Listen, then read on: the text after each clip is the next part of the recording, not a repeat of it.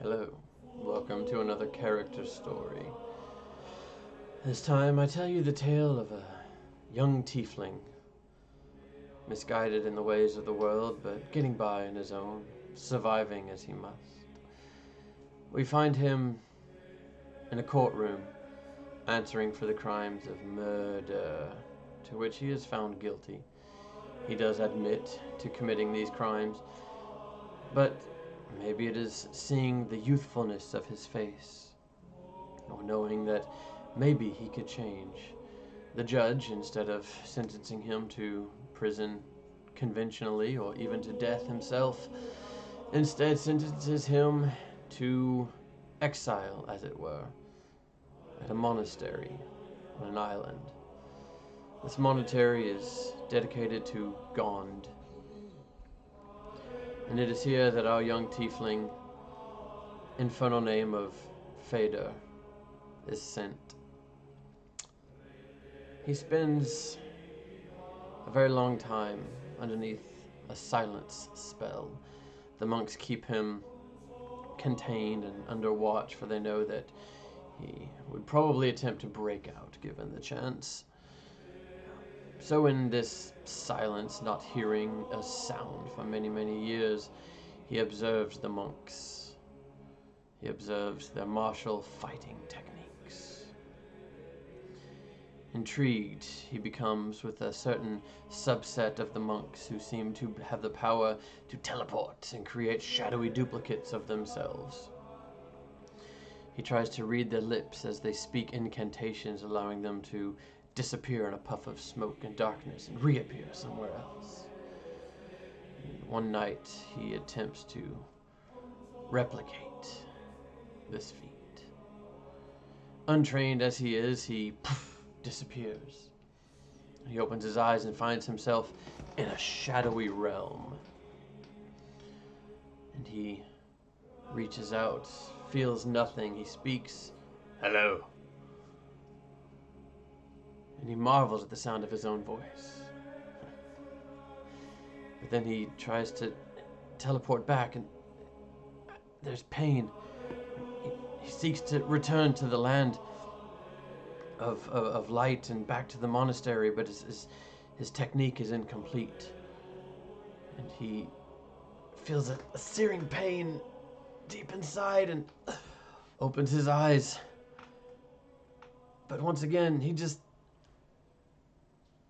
is under the silent spell, and he screams voicelessly as he realizes his tail is gone. And his throat, from all the screaming, though no sound is produced, the effort is there, and his throat is just ruptured. And the monks, having come and seen an empty room, have begun to panic, but then he appears again, his tail in a state of shadowy flux. It's here and it's gone, it's here and it's gone, it's here and it's gone. They lift the silent spell, and his voice just echoes through the monastery. After a few weeks of healing in and out of consciousness, he awakens in his room, and again he stands, and his tail is not there. He can sense its presence, but he doesn't see it. And a few months later, his tail poofs into existence, and it's there, and he reaches to grab it just to be assured of its presence, and then it disappears. And this is the state of existence for his tail now. After this, the monks keep a closer watch on him, a little more wary of the atmosphere that he is able to see around him, and they assign him to a daily duty of tending the sheep. And as he tends the sheep, the monk who is watching over him has something of a sadistic streak, as it were. He sees not why this murderer should be housed at the monastery. And so he decides that while Phaedr is amongst all the sheep, that he might lift the silent spell. And Phaedr is assaulted by the bleating of sheep and this sound, this overwhelming cacophony of noise, and he is almost driven to his knees in tears. And then it goes away, and the monk casts the spell of silence once again, and Phaedr just, in a blind rage, just looks up and sees this dragonborn monk just looking over there with a sneer of... And Phaedr knows that he will kill this monk. This continues on for a while, daily, as Phaedr tends the sheep. His sense of need, of ambition growing to escape, to kill this dragonborn who daily lifts the silence and assaults ambition, as that is what he now comes to call himself, assaults ambition's senses with this sound of sheep. But eventually, ambition looks forward to this time where he can hear, and the sheep become acclimated to his presence, and they no longer are bleating as loudly. He cares for the sheep, for this is the one time of day where he can see and hear once again the world around him.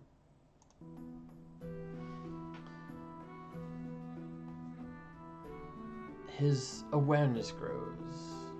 From a distance, from the sheep fields, he can see the monks that are training now with weapons, more advanced weaponry than the simple staffs and daggers that the others train with.